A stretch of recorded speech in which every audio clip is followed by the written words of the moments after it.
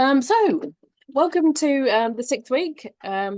Last week we were talking about legal requirements when it comes to the considerations when selling your business, and we've had a lot of leads coming through from that. We've got some very good solicitors that can help you with some reduced rates. So this week we'll be focusing on creating a compelling information memorandum. So I always think of this as an advert to encourage people and entice them into looking to buy your business. Crafting a strong IM is really important to showcase your business's value and attract serious interest. And this is something that you can do on your own, or you can do with advice. And if it's your first time, it's often useful to get the advice. And if you're going through a broker, they'll often be very good at giving you step-by-step process to this. So I like to give an example each time. Sarah was an e-commerce entrepreneur, and she really was amazing at creating a fantastic comprehensive professional document, which she did really from the training that she'd been given, because she didn't go through a broker. She highlighted her company's strengths, growth potential and unique value, and this is something that was we'll go through step by step as we go through this training this morning. She did brilliantly. She had loads of really competitive offers and went on to a successful exit. But let's see how you can start to encourage people to join you and show interest in your business. So what is an IM? Well, effectively, it's a business sale documentation where you highlight the key information about your company to potential buyers. And it's great for showing potential buyers the strengths of your business, competitive advantages and growth potential. So it should provide a really good foundation to attract buyer interest, and also so that they understand what they really need to cover when they get to the due diligence stage. It can really differentiate your business from all the others that are on the market. So if you look on any business selling website, it's much of a muchness. And so what you want to do is really have something that brings out the full potential of your business, not only highlighting what it's done in the past, but what it can do in the future. David had a manufacturing business, and I did some work with him to create an IM that showed his unique manufacturing capabilities. But the other thing that he was really great within his business was his long-standing customer relationships. He didn't just rely on one or two customers. He had a long-standing, really solid customer base, which often attracts many buyers. So we were able to highlight that. And the other thing, manufacturing, he had a fantastic innovation pipeline. So he had new products and services that were coming up. So we were able to do some really good projections on how the business could potentially grow from that. He was able to, he eventually sold to an industry buyer who was wanting to really expand their product range and take in a really strong customer base. But the key one was to highlight those issues. So what goes into an information memorandum? Well, the first thing is obviously the last thing you should do, as is the case in a business plan, and that's the executive summary. But it's important to put all the pieces together first. So firstly, you want an overview of your company. I'd often suggest putting in a little few bullet points on your history. Buyers like to see a company that's been around for a while, because 80% of businesses fail in the first 8 years. So if you've got a pedigree, it's great to actually demonstrate that. And it's also good to put a top line of your organisational structure. Unless you've got a strategic buyer, i.e. somebody who's actually buying, who's got a similar business to you, very often many buyers will want to look at some sort of management structure, so that when you leave the business, when you sell it, they don't have to spend a lot of money replacing you. So it's always good for them to know that it's de-risked with you leaving, that you have a strong management team in there. So I put the organisational structure there. Your products and services vary massively between companies. It's really important to put your product offerings and what makes them unique and to stand out against your competitors. Next is market analysis, and that's an overview of your industry target market, and it's important to put your competitive landscape in there. A lot of potential buyers can buy outside a industry that they're familiar with, so it's nice to give a few pointers and a starter for 10 for them. But this isn't a business plan. This is really about taking out those key elements of each. We'll cover these on the subsequent pages, but very briefly, your financial performance is so important the last 3 to 5 years. Your growth opportunities are really about painting a vision for them about what a potential buyer could do to maintain current profitability and also grow sales and profit in the future. We've talked about the company structure. The management team is key to highlight there. And in the appendices, I would suggest putting any supporting documents like if you work in a regulated environment, contracts, licenses and IP. So let's look at the executive summary. As I explained, that's something that you really want to think about at the end when you've put everything else together. But the key thing for it is to grab the reader's attention. And so it is like considering the back of a book. You want to have a couple of paragraphs that really highlight what's so amazing about what's in the book to encourage people to read it. In the same way, people read a lot of IMs every day. You want to grab them in the first way. And I would say it's brilliant at the moment, because if you can put all the essence of your information memorandum, because you filled in the details and put that into AI now, it can come up with some really, as long as you put the right prompts in, it can come up with a really good starter for 10 to grab the reader's attention. You want to ask the AI, if you're using it, to summarize the key selling points and highlight your financial performance and growth potential. And this is really to convince the buyer to explore the opportunity further. Really, this I can't express enough how important the executive summary is, because it can be a difference between a buyer reading the whole information memorandum or moving on to the next opportunity.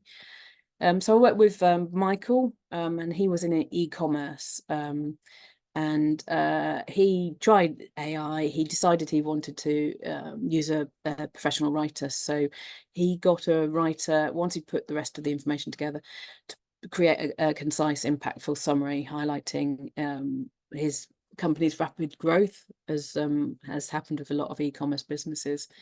And he really wanted to show how strong the profitability was, but particularly the unique market position of his business and his products. So he did, in his exec summary, put a couple of key charts and graphs which demonstrate the financial performance and growth trajectory. And he got immediate interest from lots of different people, and led to quite a successful sale in the end. So going into the summary of a little bit more detail on each of the bits that come underneath the executive summary. So the executive summary, I would always say, is like a teaser. It's your advert to your business. It should be no longer than a page. The whole of your information memorandum could be 10 to 12 pages. So really, for these following pages, you need to think about putting no more than a page for each of them. So product, services and unique selling points of your business. You really want to make sure that you've got a clear description of your offerings and to emphasize what makes them unique. That might include things like case studies from some of your customers, testimonials or client success stories, as they're a really powerful way to sell and paint a picture of the value that your product or services offers to your customers. And this is a brilliant place also to put in if you have any intellectual property as part of your business, or proprietary technology, patents, or anything similar, because those are real differentiators. If you don't have them, no problem. It's really then about focusing on your customers and what makes your product or service different. Emily, I worked with Emily. She was in food manufacturing, and she had a range of fantastic sweets, confectionery. So she wanted to showcase her unique products and production processes, because she knew those would make her stand out from the other people. So she'd had a load of awards for some of her confectionery lines. She highlighted those and the high quality locally sourced ingredients that went into there.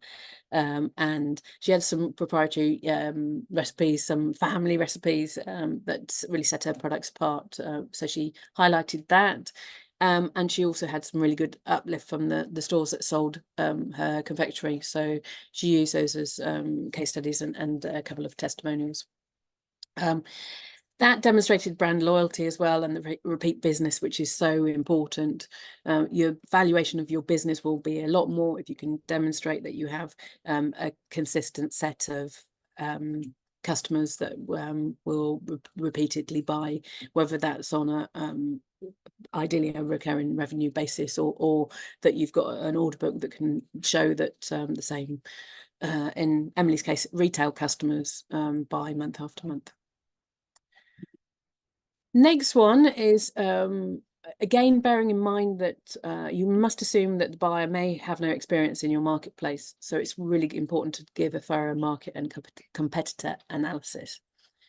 You can demonstrate your business's market positioning, competitive advantages, and most particularly important for those potential buyers is the growth potential. So in this section, I'd advise to include things like research and insights into your industry. So if you know that you're in an industry that's growing quickly, it's a great thing to do, and just to take some key trends from that. But it's also worthwhile showing that you are fully aware of your competitors and how you differentiate yourself over there. So be sure to include your business's unique market position and opportunities for growth. This really helps any potential buyers understand the long-term value and potential of your company. So giving an example of that, I think back to Robert, who had a B2B software company. So he really wanted to show that there was a strong market there for this, strong and growing market for people to buy that. And he was really looking for a strategic buyer, i.e. somebody who really understood B2B software and could look at his products and services as an addition to that. So he actually ended up working with a market research company that did a small project for him to develop a comprehensive assessment of his industry, and really the top line key trends, growth projections, and customer segments. So he was able to demonstrate the potential that existed that he'd not done. He also did a really clear competitor analysis, and that was a standard grid of all of his competitors and the key features and benefits of his products and services in a tick grid, and that really shouted out how different his products and services were, and the pricing advantages as well. And he also put in about the customer service model that he used compared to others. They were all unique, all demonstrate the uniqueness of his product and services, and he ended up selling very well to a strategic buyer, somebody who was one of his competitors before, and actually ended up staying there for a couple of years afterwards. The next one, which is my favourite, is the financial performance and projections. And I know that we've got Stephen on the call today, who's very good at looking at the projections and financial modelling there.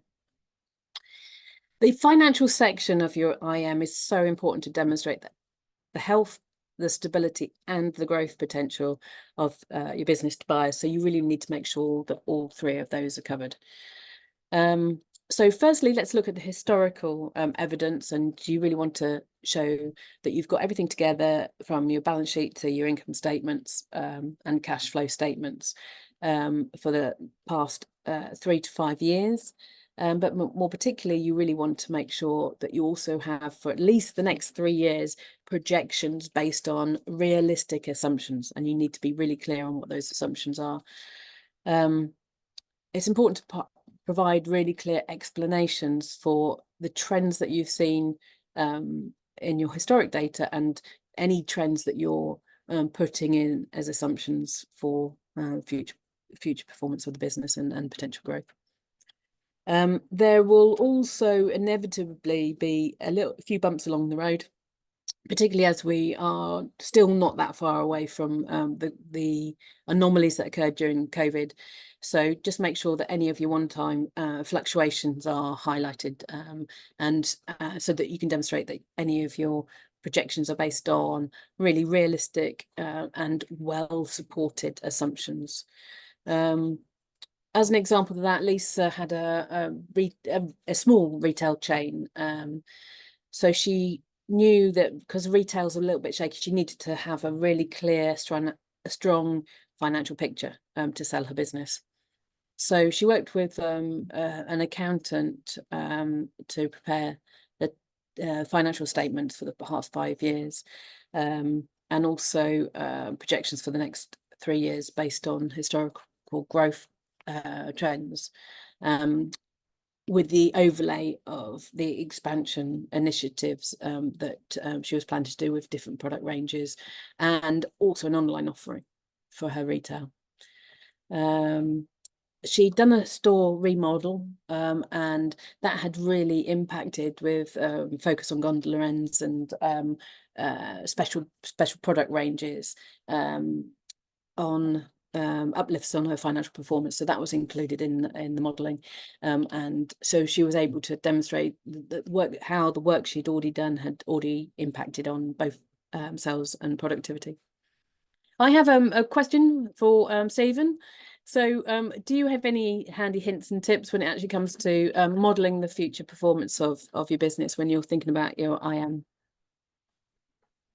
Well, there's a lot actually, but I think you've covered some of them. That if you've got forecasts, you need to be able to justify those and the assumptions that they're based on, and how are you going to do that? So you can't just say we're going to achieve, 40%, 50% growth or whatever it is, without some very good sort of explanations of how you're actually going to achieve that. Now, if you've done it in the past and you can say, we know how to do it, then that adds a lot of weight to it.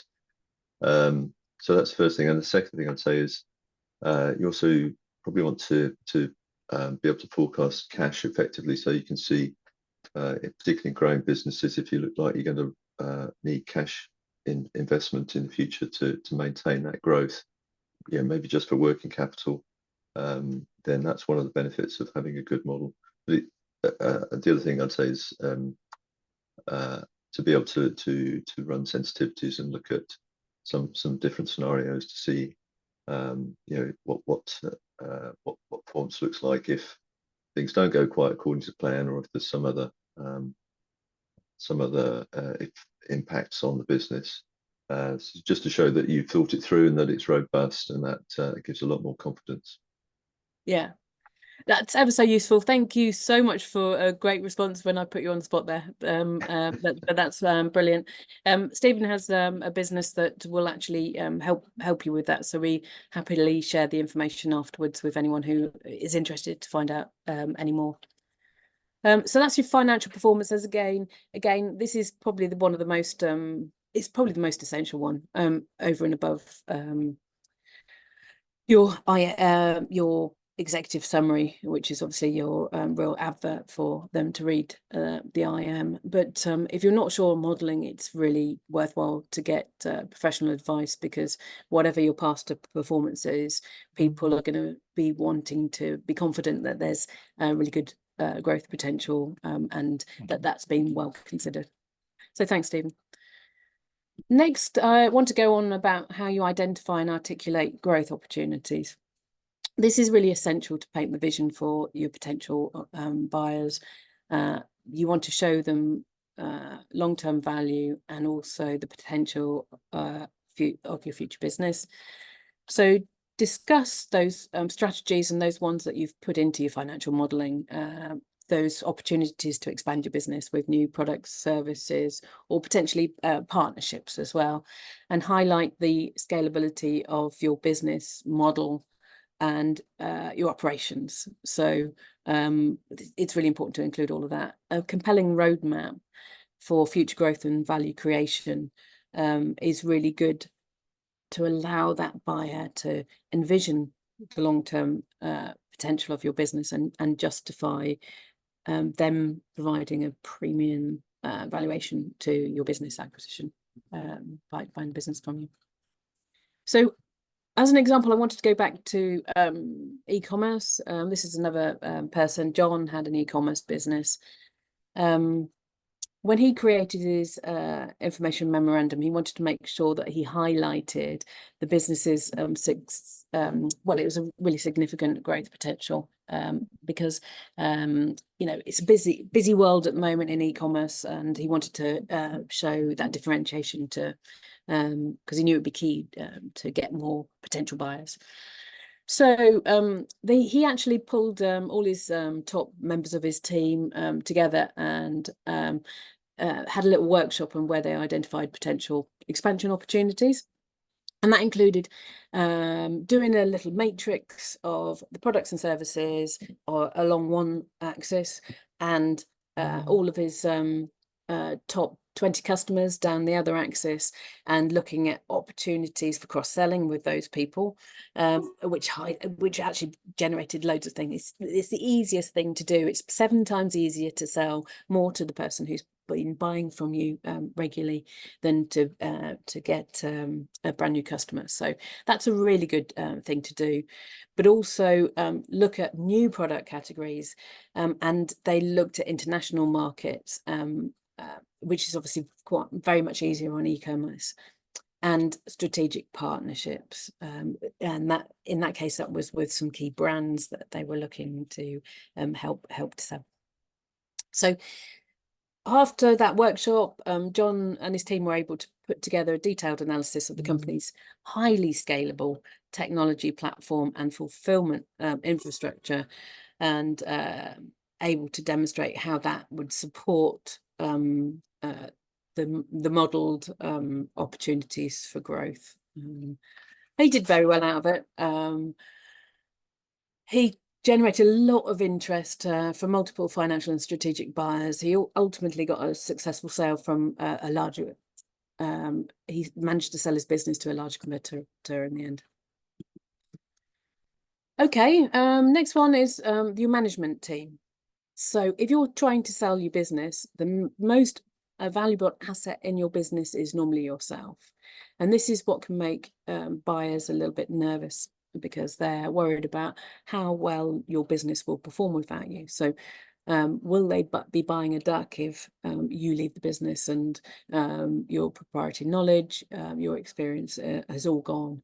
So I can't emphasize enough, particularly with the timing of your sale of your business, to make sure that all of your knowledge has been dissipated between key people within your management team. It's really important that they can show through the due diligence of your potential buyer that they have the strength, you have the strength in your management team and the capability of the individuals to be able to keep running the business just as well as it has been with you on the helm. So introduce in this section your key executives and highlight their relevant experience, skills and accomplishments. And I would suggest that if you find that you've got a big gap, there's no bad thing to actually recruit into that if you're really serious about getting the best potential value out of selling. Normally, a buyer would expect to see an executive in place for at least 6 months to demonstrate their capability. But if you have got a big glaring gap, it can pay massive dividends to just have that team structure covered. You then need to look at that management structure as a whole, and so for their overall strength and stability of the structure. So if you have got some of your key officers who've been there in the business for a while, that will help as well, because it would be the potential buyers will be less nervous that they'll suddenly decide to leave you.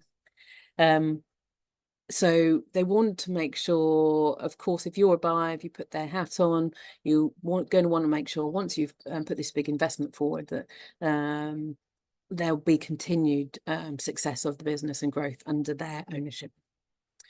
Sarah had a marketing agency, and with marketing, it's very often people driven in terms of the creativity. So although you need to show your processes and that you've got everything covered, it's also good to demonstrate that you've got an experienced, talented management team. So she created detailed bios of all of her key executives and highlighted their impressive industry experience and also their client successes. But she'd given them quite a lot of leadership training so that they were equipped to take on leadership roles when she left. And that's another thing that she highlighted. The culture within Sarah's business was very much a creative one, as you'd expect, but they were brilliant at collaboration and had incredible results in terms of the satisfaction of the client base and the longevity of the client base.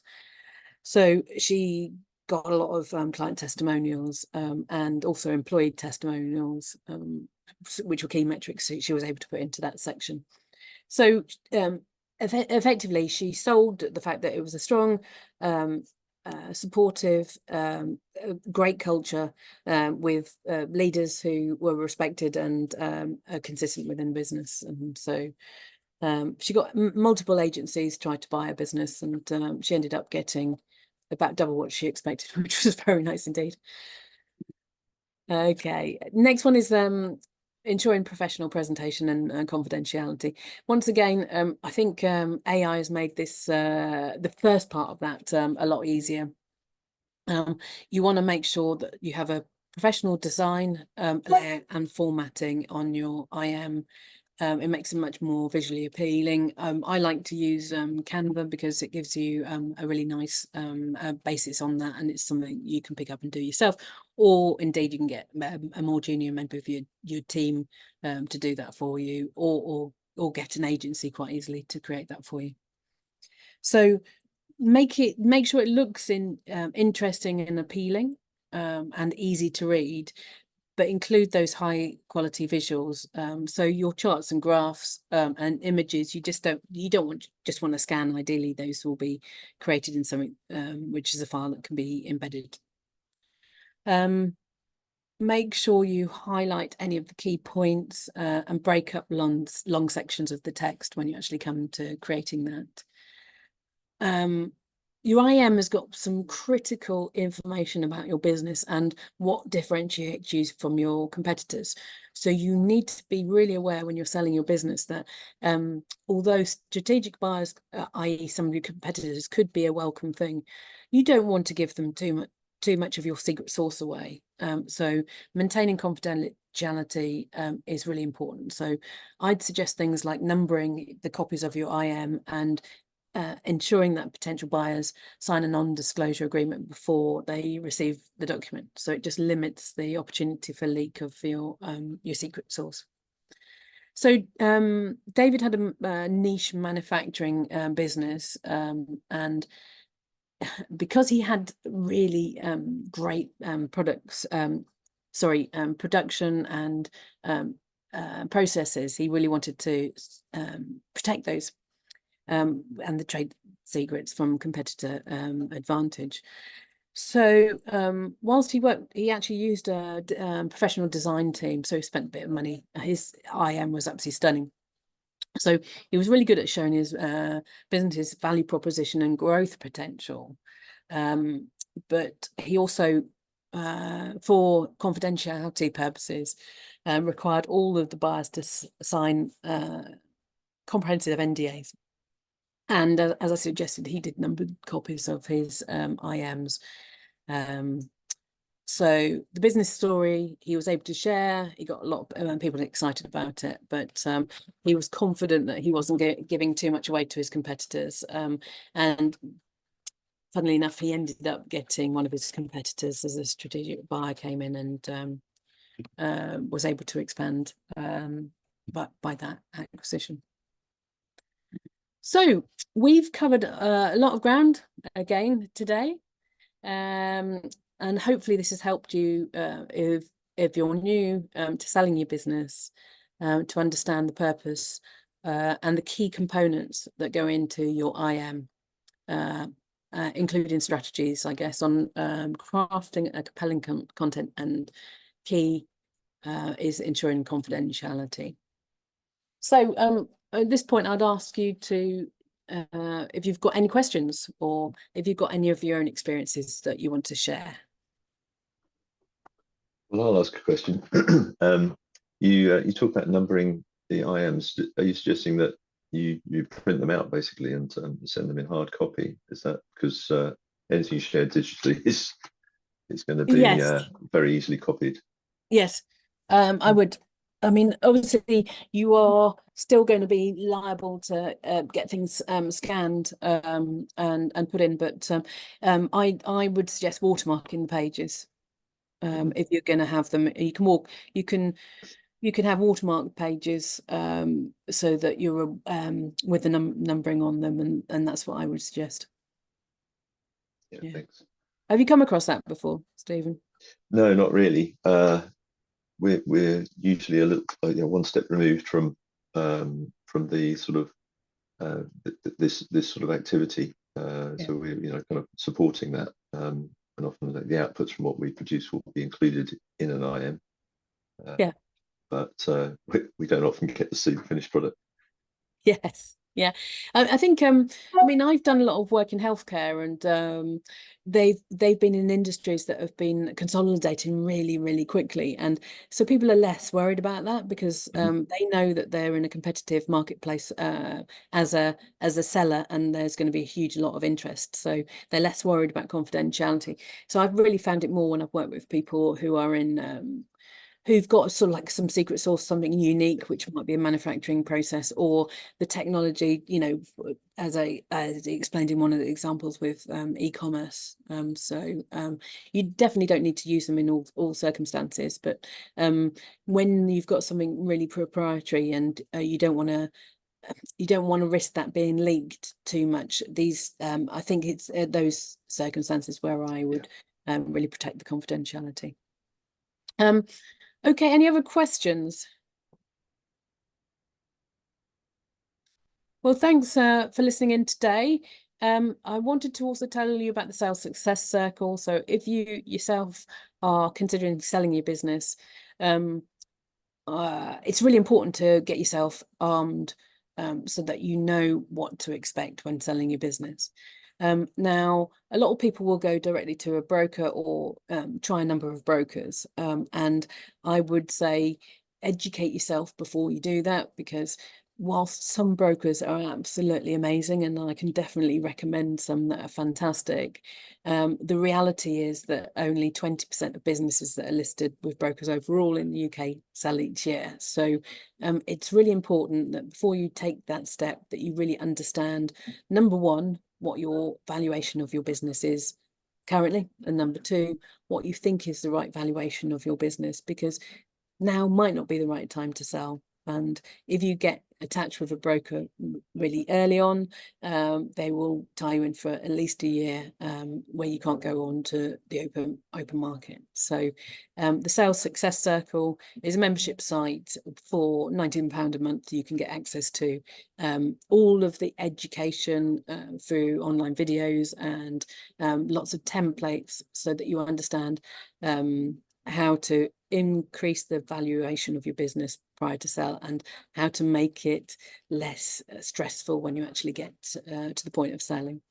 I would also say that there is an opportunity for if you're interested, to get a free valuation of your business. Now, this is an accurate valuation based on 400,000 company sales in the UK in the last 3 or 4 years. And it will give you a starter for 10 as to what you could expect at the value of your business. Now, in my experience, most SME owners will expect to get £1 million for their business. If you find that your valuation gives you only 600,000, that will be disappointing. But my valuation will also provide a 20-page report, which will give you really a top line in terms of financial operations, HR, customers, marketing, sales, where your gaps are and what you could do to potentially improve those. So again, it's a free service should you or anyone you know be interested in just finding out a little bit more. But when you're selling a business, you've got to bear in mind that you probably only sell one business in your lifetime. People like myself have bought 70+ businesses.